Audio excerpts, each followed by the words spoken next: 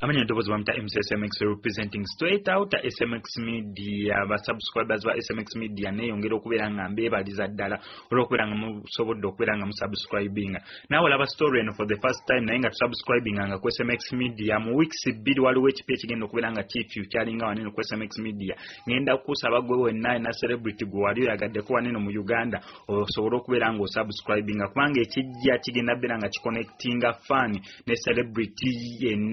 yenna gwe wali oyagadde gw'owulira mbu oyagala. Kugambye kyengenda okuleeta kigenda beera kiconnectinga fan ali wansi ku ground oba obeera Nakaseke oba obeera mu Kampala oba obeera Wakiso yonna gy'oli nga kiconnectinga ne celebrity wo gwe wali oyagaddeko. Gwe kyolina okukola kubeera nga osubscribing wano ku SMX Media oleme kubeera nga omissinga updates n'abikinga we bigenda okubeera. Munnange twabadde tuli awo binene emikolo gye gituwuuba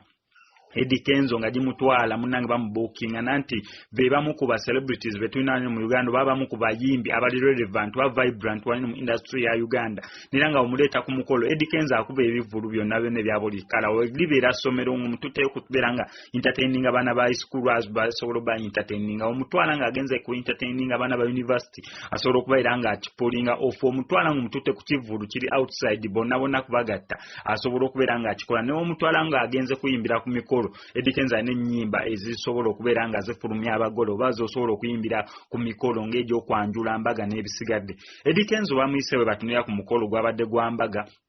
kwanjulanga wanammwe mubimanyi wanene mu Buganda. Eddie Kenzo nga yasala bulungi nnyo emaali ye bulungi ekanzu ataddeko enkofiira ataddeko ekooti ataddeko agenda abeera ali mu kuyimba mu audience. Musajja mukulu munnange gwe baali batali makambugo time eyo tugijjukira bulungi ya Eddie Kenzo ne Shehinu Muzata nga tebakwataganirako ddala olwo bigambo Shehinu Muzata bye yayogera mbu Eddie Kenzo biki semyekozo abeera ayagala agenda ayagalemu maama we. Eddie Kenzo tekyamuyisa bulungi sagezo zonna twaza uploading hano ku SMX Media nera fena story tuzimanyi bulungi nero okuvoro Eddie Kenzo ye yagamba mbu nedda kubanga ali agambye Eddie Kenzo tagenda kuddamu kulinnya ku stage yonana mu Uganda paka nga Shehinu Muzata amaze okubeera nga yeetonda. Eddie Kenzo yakomawo waneeno na bayogerezeganya naye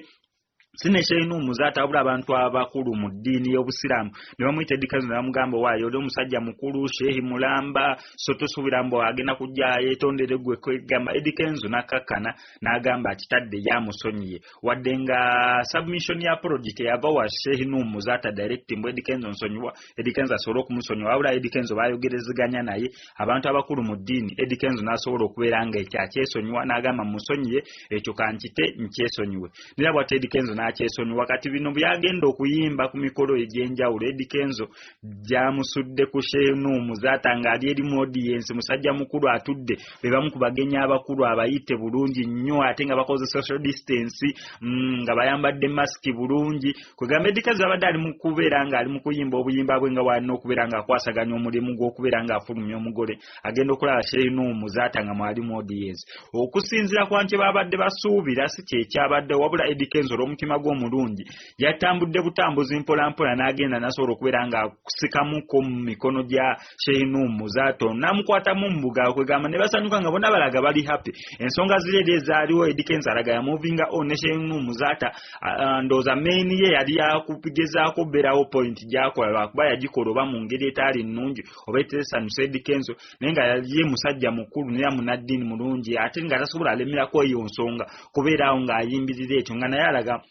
ekintu jasi yali alina kyayogera kuyisaawo naye sinti Eddie Kenzo amulinako obuzibu bambu bairinako beef nera bwato ne beekwata mu mikono awo ne beesikamuka mu mikono kwegamba okulaga mu harmony weeri wano mu Uganda ne between them Shehinu Muzata ne Eddie Kenzo nga kiragira ddala mu harmony weeri tebalina buzibu wadde kyekyo kyabaddewo ku weekend munnange kitwadde tusuubira obamba oba ki oba ayinza omuyitako nedda Eddie Kenzo musajja wampisa nera yakozebwa bulungi ne lwalabe Shehinu Muzata n'atambula mpolampola n'agenda n'abeera nga asobola omukwatako mu mikono ate kitwagaliza industry yaffe eno wabula sikola nkola ya Butcherman kusanga munno wadde nga yaggwamu wadde takyaliko gwe nosalawo okubeera nga omukwato omukanjabula emiggo gyonna gy'oyagala olw'okuba gwe ghetto president oba olw'okuba omuntu yakunyiiza. Waliwo ekintu ekipya kyengenda oleeta alino ku SMX Media nera kankiddemu ate nawe kubeera nga osubscribinga wabula nga olina celebrity gw'oyagala ngenda beera nga connectinga celebrity ku fan ali wansi ekyo ekintu kigenda beera wanene ku SMX Media nera kigenda beera nga kitandika